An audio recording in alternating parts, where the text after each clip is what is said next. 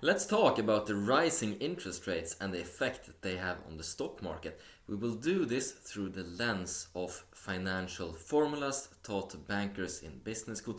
Don't worry, we will not go into detail on the formulas, doing calculations, etc.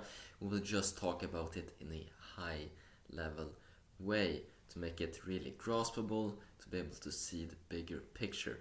And I will also throw in a bonus in this video and talk about how George Soros views these things as written in his book The Alchemy of Finance, because it ties in really nicely to some of the concepts that we will explore together today.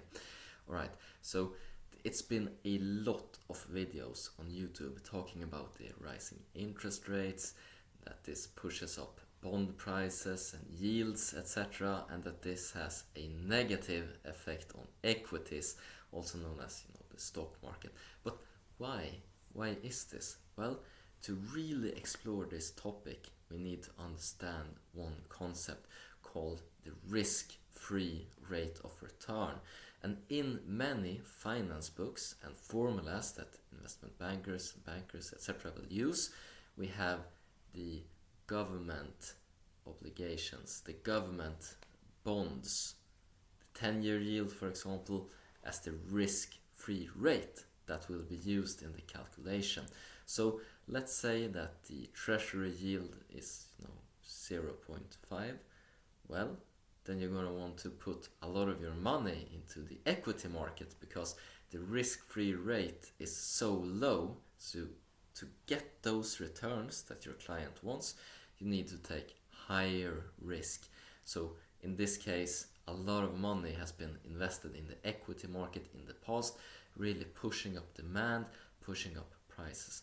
However, right now, in this environment with rising interest rates, something funny happens that hasn't happened in years, and that's that all of a sudden these government bonds are interesting again, and pension funds, institutions, maybe even wealthier other investors decide to put their money into bonds once again. More money is flooding into bonds.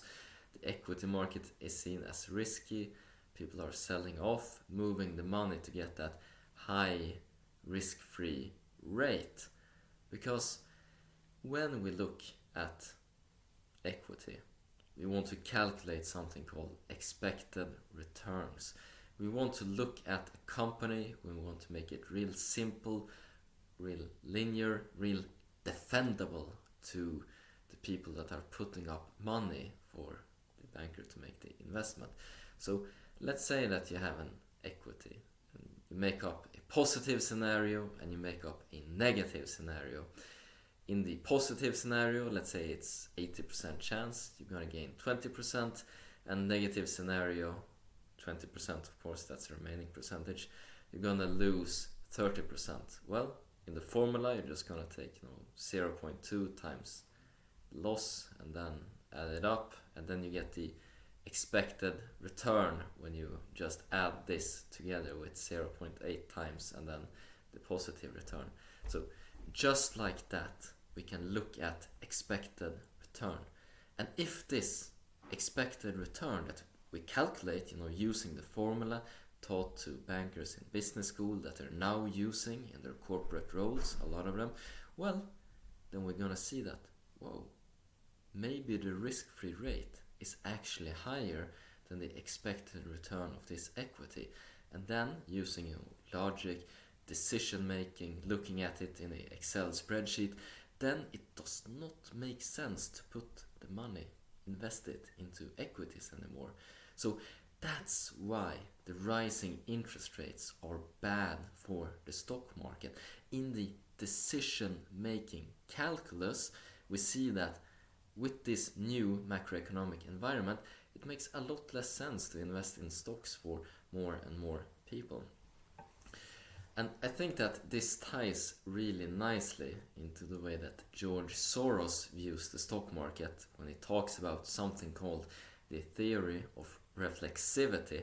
He wrote a paper about this back in the day, way back, and his borrowing a lot on those ideas in his book, The Alchemy of Finance, where he talks about how these models that we apply to try to predict the stock market might actually be the ones that are dictating the outcome. So rather than just using this to explain the stock market, the fact that everybody is using certain financial modeling and framework and doing the calculations in those will will change the outcome of how the investments are doing and where to put the money to fit those financial frameworks that are being thought.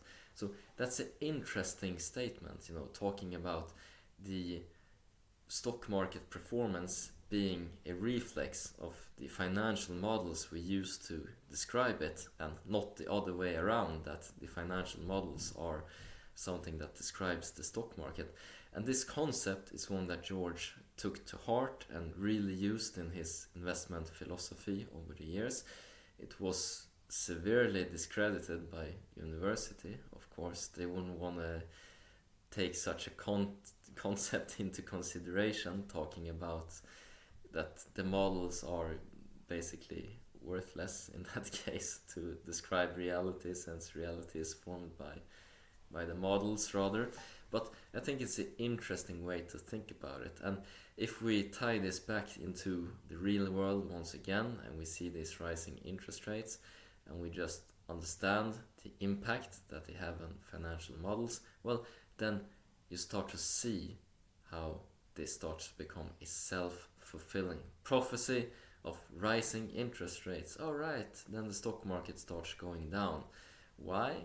Well, the financial model says so, not necessarily because that's something that would have happened regardless of how we choose to calculate finance and investing from the professional side.